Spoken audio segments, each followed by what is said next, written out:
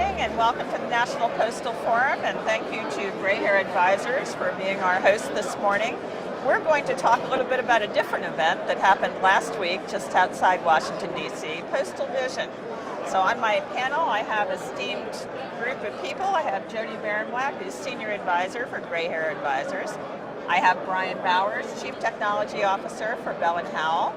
And I have Dr. Andrew Tipping from PwC Strategy who I think is the North American partner. And Transportation and Logistics, yeah. Yes, and Head of Transportation and Logistics.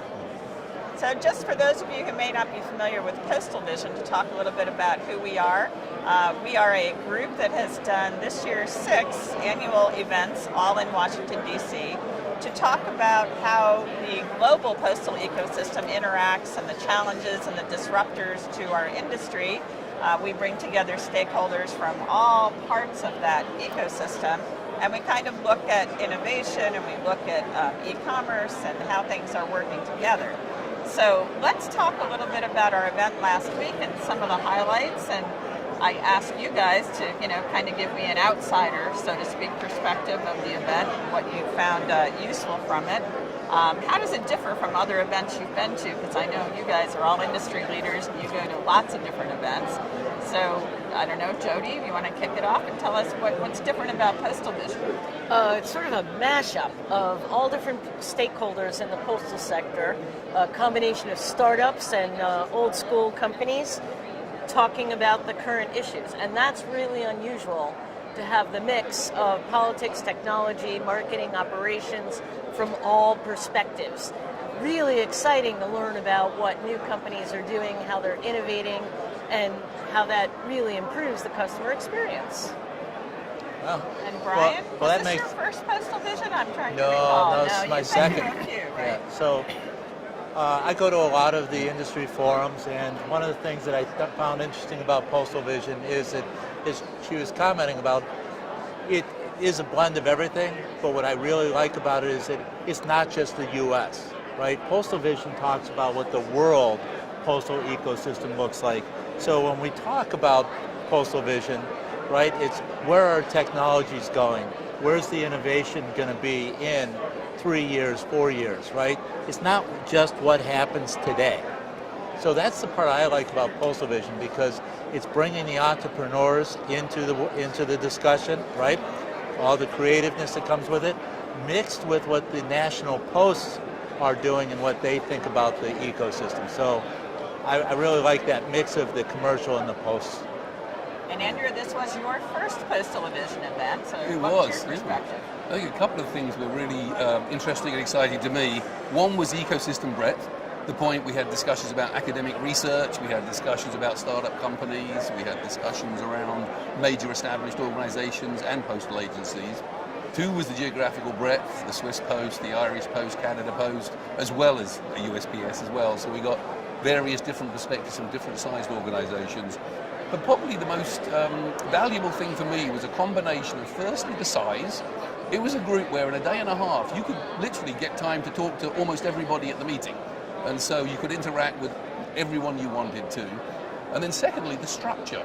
The very opening panel was global trends, and it was really, really future-looking, direction-setting. And the final panel was regulators and unions and members of the postal services talking about the challenges they have getting changes next week and next month. So we went from 50,000 foot down to 2 inches, and we did almost everything in between in a period of a day and a half. So. That's a good point. Brian, you led a panel that I know I personally was very interested in, because I'm a little geeky and I really like all the innovation and the new technology, and I'm sure that's right up your alley as a CTO. Tell us a little bit about your panel and what kind of things we saw. Okay, so the panel was made up of Robbie from SAFE, which is securing, America's Future Energy. And we had Steve Burns from Workhorse, and we had Keith Cornell representing Starship Technologies, right? Ah, the cool robot. So the cool part here is we have a discussion about the USPS putting an RFP out dealing with the new fleet of vehicles, right? So right now everything's internal combustion engines, and then we're going to go to electric maybe, right?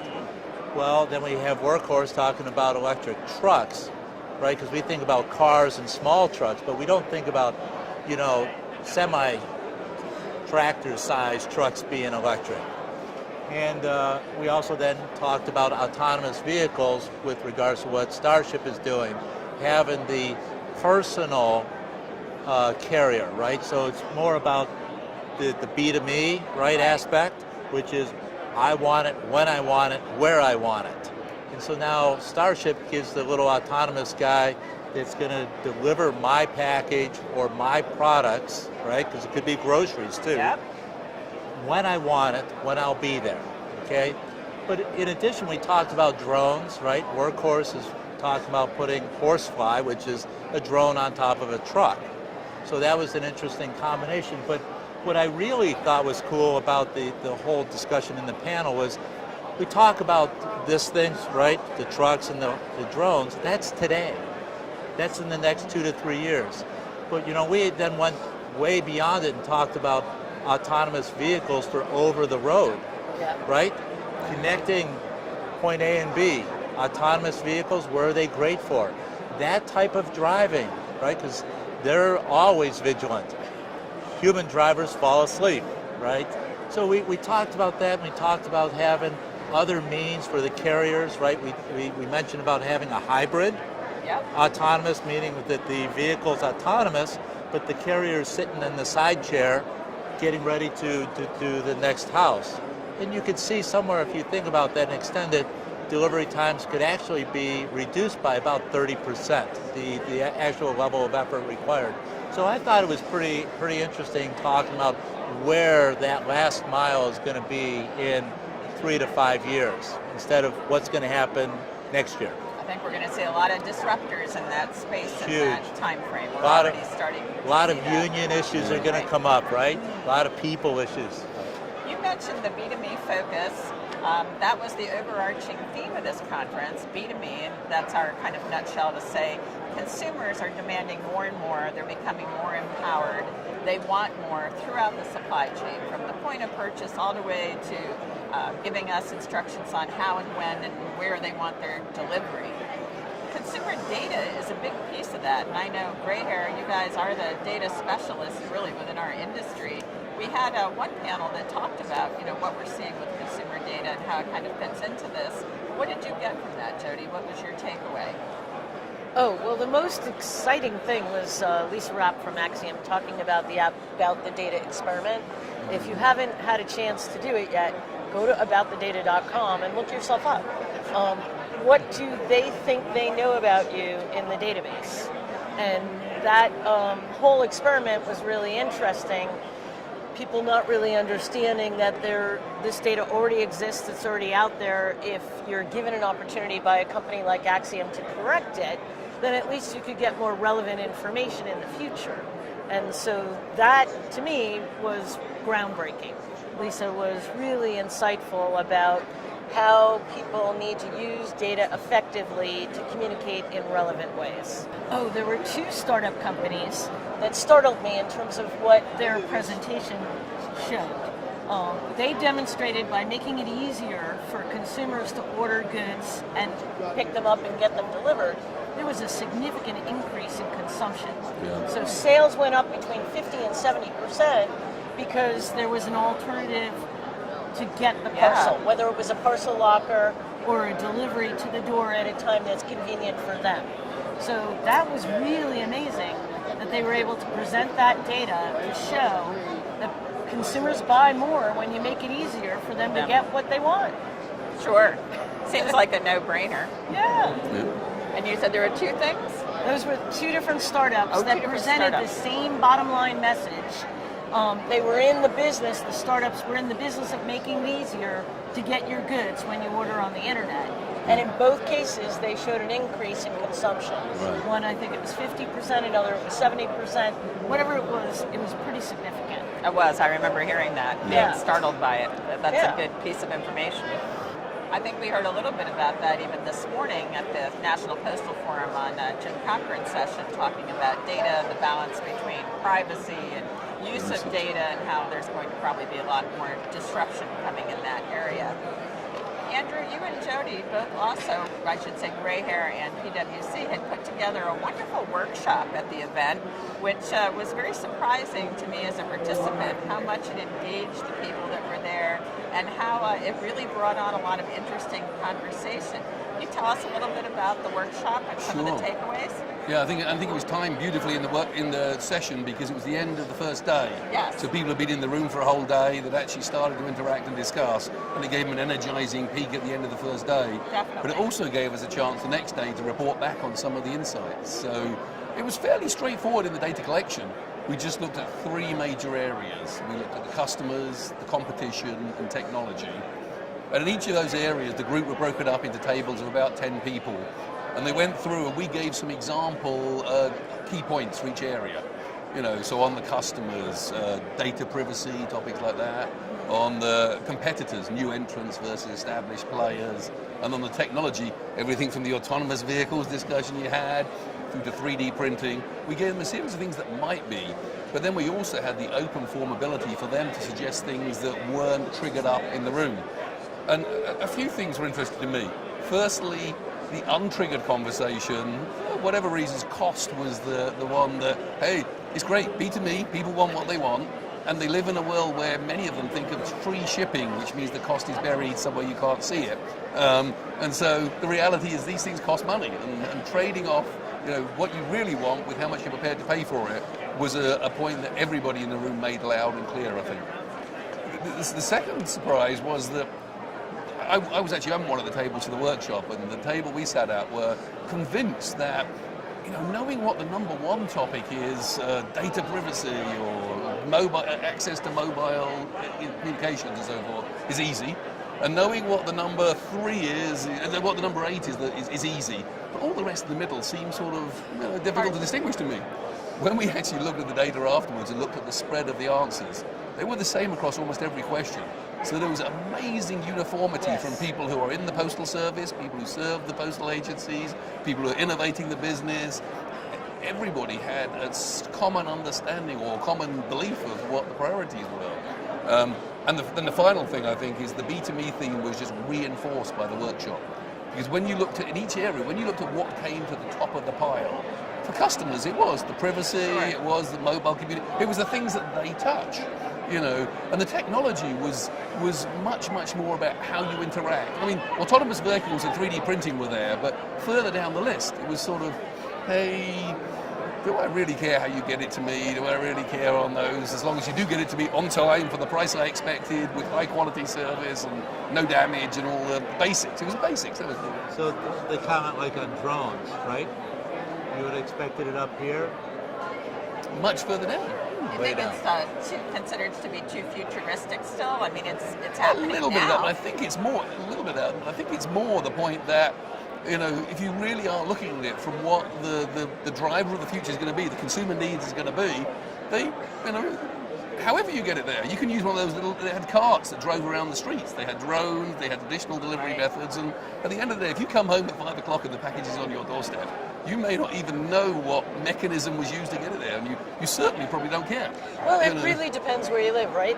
An urban area, you don't want to leave the package on the doorstep. That's true as well. And so I think that in some respects, the urban folks were perceiving the question about autonomous vehicles and drones differently than the suburban or rural participants. That's a good point. Yeah, that's a good point, Jody. Yeah, for sure.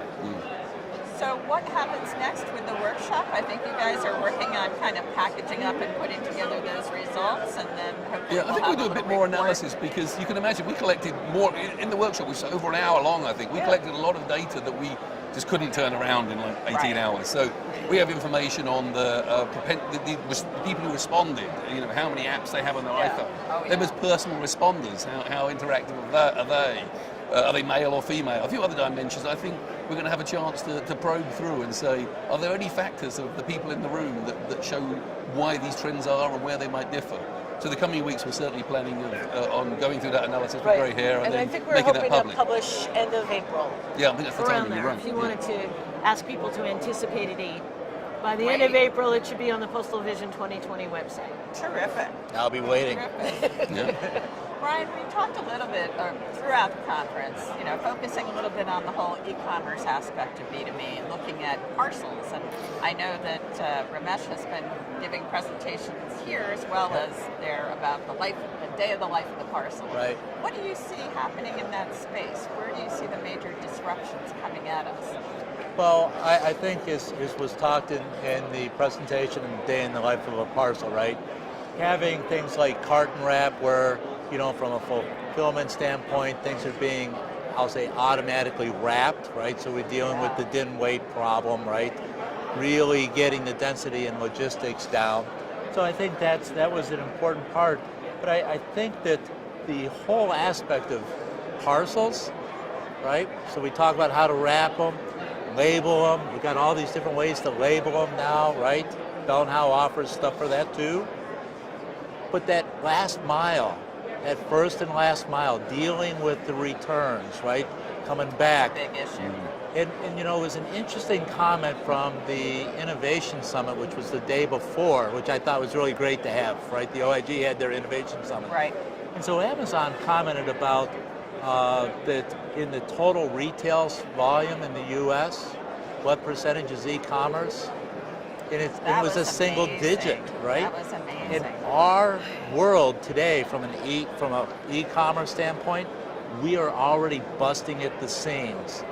Our infrastructure can't even deal with what we got today. And we're only at 9%. We're only at 9%.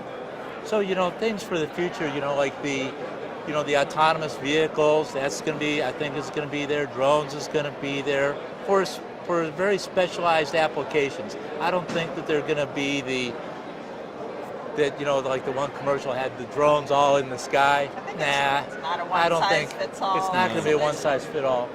But parcel lockers and cluster boxes are definitely going to be a thing of the future. We better get used to seeing them. The whole B2Me, as Andrew talked about, people aren't talking about the cost for doing this. I know. So I think that the future is very healthy for those of us that are on the equipment side and on providing software solutions. Yeah. I think another huge disruptor that's liable to come along for some of the customers with some of the shipments is tracking nowadays is still where my parcel was last. It's a scanning process. It can tell you where it was. But with the Internet of Things, there's going to be products that are worth knowing where my package is, which is a slightly different question. Sure. Continual tracking. Maybe not its position, maybe temperature and other factors as well, and whatever, depending on what the need is. But you can envision that we'll get to a position where you will know where your package is all the time, not just when it might be at your doorstep and when it went through the last sortation step. So I'll be able to go to my app and go, track my package, and it's going to show coming across the U.S. and, it's to my neighborhood. You'll be able to open the door and watch the carrier bringing the package up and see the little line being drawn maybe on your app. The little Starship thing showing up. And I like the emphasis that Esri put on it. It's really not the internet of everything. It's the internet of my things. Right. That was a really good It's a great focus point. Andrew, PwC Strategy and Group, you've done lots of research around the retail side of the B2B equation and what you're seeing globally. And I think you had made one comment that I wrote down about, retailers being really afraid of the pace of change right now, very apprehensive. Can you tell us a little bit about what you're seeing on the retail end? Sure, a few comments. That was a reference to a CEO survey we do every year, and we subdivide it by geography and industry and so forth. And that was the global retail cut. It sort of said almost every CEO is apprehensive about the rate of change and the rate of disruption of their customers and how their customers work with them. And so it was overwhelming for them.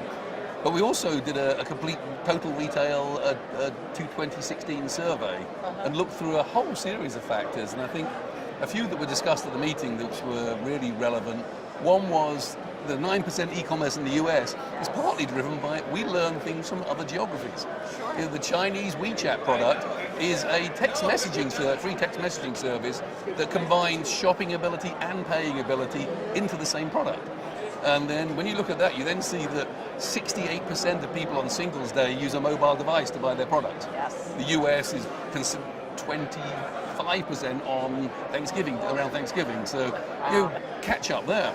Or even, it's not just an immediately modern, really current phenomenon as well. When we looked at the payment, the Apple Pay type products and things like that, the African countries like Kenya introduced those in 2007, so those have been around for a decade.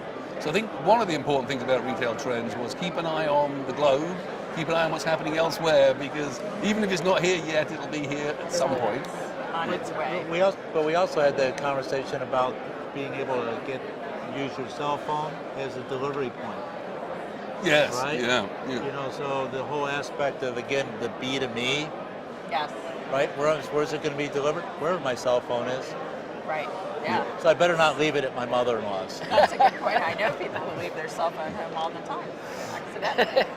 Another point that came up was the blending of the physical and the digital world, in the sense that physical retail was not that long ago the only way to get immediate cessation of needs. It was the only way to really understand Yes. anything that was an experience good that wasn't a commodity. And so there was almost like lines between physical retail and digital retail, and the two didn't overlap. Whereas even nowadays the two overlap beyond recognition, in the sense that you can order on a cell phone and do curbside pickup, or you can have someone bring it to your house, or you can go into the store and have it ready for you when you get inside the store. So the physical and digital is mixed incredibly. And you just think about Matthias and others talking about the augmented reality. At some point, you're not even going to want to go to the store to look at the shape or color of your TV. You'll just be able to do that from your home as well. I appreciated how he emphasized the sustainability of virtual reality and augmented reality, because we're going to less likely do less pollution this way. Right, exactly. Yeah, it's got that angle to it as well. Yeah. So I think the overlap of the two, and that it's only going to get a greater overlap and less distinction between the two in the future, was another big finding as well. Jody, we heard a lot from a lot of other posts that are seemingly facing the same thing we're facing in the U.S., and that's the changing mail mix. You know, letter mail volume declining for the moment, so to speak. I'm one of the remaining optimists, I think, that thinks that's not a done deal. But parcel growth, is something that I think all the posts are seeing, and we heard from 4 other posts at PostalVision talk about their innovation struggles and how they're trying to readjust their products to match what people are using, what people are seeing. Do you think we can do that here in the U.S.? I mean, we're only on the tip of the iceberg from the sound of it, with 9% of the e-commerce.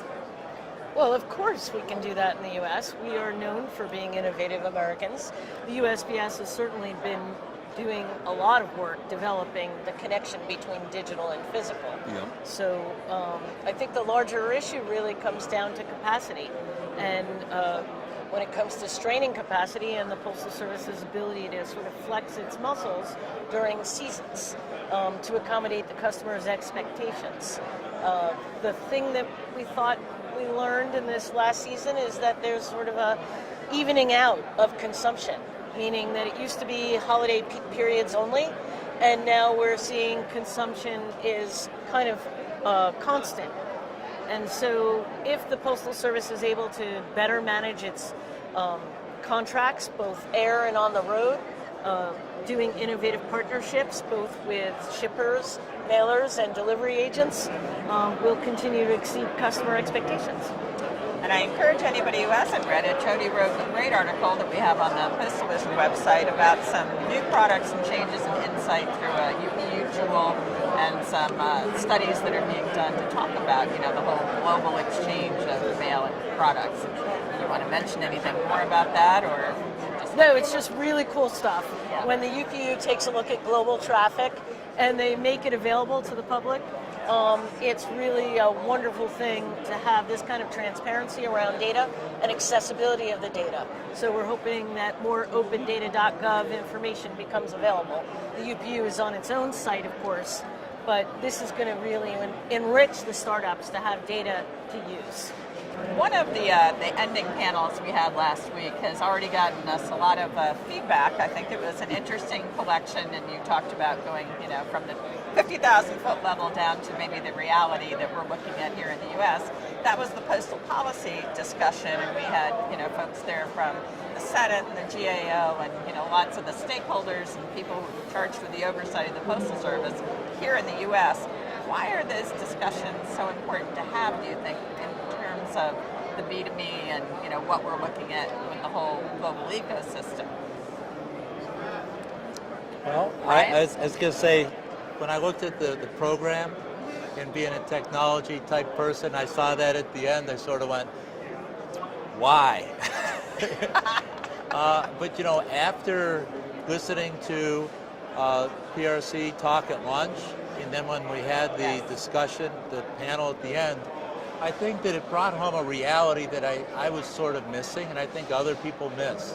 And there's a human component to our postal ecosystem that needs to be thought about. And the other aspect is, here in the U.S., we think about, let's privatize the USPS. It'll be more efficient. Well, the reality is the Postal Service can't act as a private because it would become a monopoly, right? And so there becomes sort of a quandary there.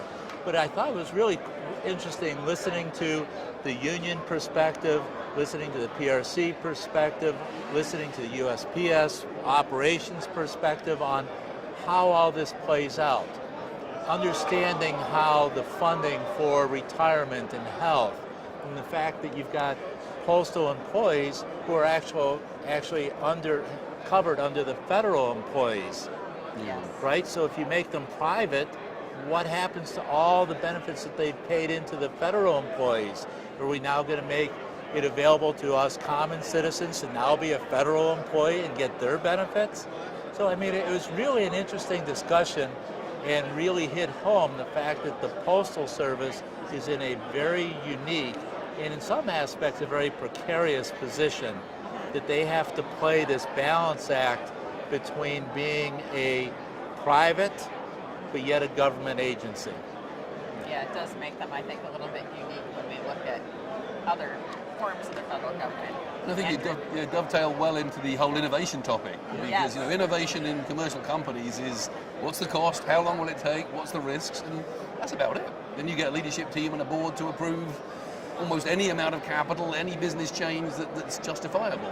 You look in that room and you see that each of those stakeholders has some overlapping objectives and some unique objectives as well, whether they're the regulators or the union or the operators or anything else. And so when you think of innovation, you've really got to work out, are the topics you're discussing going to hit the sweet spot of all those people's objectives overlying? And when they're not, you've got to be realistic about whether the post office has a right to win in that change. And if they don't, you've got to be very clear. There's lots of things you can't do. It's why I think those innovation discussions are so important. And Brian had mentioned the PIP OIG event that happened the morning before PostalVision. PIP is the Postal Innovation Platform, and they're actually, we partner with them. We're going to be doing a Post Expo show coming up, a live innovation showcase. And I think those discussions are really important, but for me, the second panel almost had as much value at their event as the first one, because the second was the non-postal entities talking about how they treat innovation within their organizations. And I thought there was some really good lessons to be learned, within our ecosystem for, how other folks are treating and nurturing innovation within their own organizations. So, all three of you as companies are pillar supporters of PostalVision, which means that you obviously have a belief in what PostalVision is trying to accomplish, but why did you choose to be a supporter this year at the pillar level? Can you tell us a little bit about? Well, GrayHair has been supporting PostalVision 2020 since the very beginning. Yes. And largely this is Cameron Bellamy's commitment, the CEO of GrayHair, to make sure that we invest and spend time on developing the future that we want to live in. Don't let somebody else create the future. And that was one of the quotes about innovation, right? It's much easier to predict if you're actually creating your own future. Have a voice in the conversation.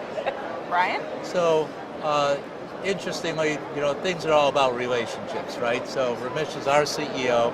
He's had a long history with John, who founded PostalVision. So, there's a relationship there, and he got Bell and Howell involved in it. But once we were involved, we start looking at where are things really going to go. Bell and Howell is a technology innovation company. Right. Right? So we're looking at hardware, we're looking at software, we're looking at first mile, last mile, and everything in between. Yes. And so PostalVision actually is looking at not what's going to happen 2 years from now, 3 years from now, right? It's really trying to say, what's going to happen in 10 years? Because remember when PostalVision 2020 was first founded, we were making jokes about this, right? It really needs to be PostalVision 2030 now. going to be be honest. just Postal Or Vision before is it long. right? Yeah. So, being able to look at the future, sort of predict what's going to happen, right? We talked about 3D printing in the workshop sessions. Yes. And last year's Postal Vision, 3D printing was like the buzzword. Yes. This year, nothing. Not a word. Nobody's talking about, hey, when is the day of Star Trek going to be where I'll have that replicator in my house, more about right? that in the future. So I still think that's part of the future. Yes. I think the B2Me was a great platform for this Postal Vision because I really see in the next 3 to 5 years, it is going to be all about me. It's all going to be all about Jody, Yep. right? It's not going to be about the Postal Service. Yep. Andrew? I think for PwC, the importance is we're the largest professional services firm. So even when you think about consulting alone, which is only one leg of our 3 legs of our firm, the consultants focus on strategy, they focus on postal logistics, they focus on supporting federal agencies, and we bring those teams together. And their joint mission is almost exactly the same as Postal Vision 2020. It's to be thinking about the future, be thinking about the future with a broad range of people who really their joint perspectives are going to be the way to look going forward. So I think the mission of what we do from consulting to serve clients, in postal logistics space in general, is very compatible with what Postal Vision 2020 is trying to do. And that's probably the primary reason of being a pillar sponsor, are mutually aligned objectives. Well, we thank you and we appreciate your support, and we appreciate you all taking your time today to talk to us a little bit about the event. So enjoy the rest of your Postal Forum. Thank you. Thank Thanks, you. Kathy. Thanks.